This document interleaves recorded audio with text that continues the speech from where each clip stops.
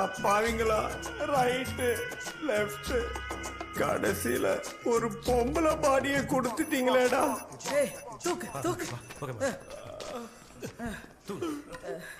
நேரா உட்காரு நேரா உட்காரு. ஏய் என்னடி இது, நீ யார்கிட்டயும் மாட்டக்கூடாதுன்னு தானே உன்னை தப்பிக்க விட்ட. ஆனா எவங்கிட்ட மாட்டக்கூடாதுன்னு நினைச்சனா அவங்கிட்டயே மாட்டிட்டியடி.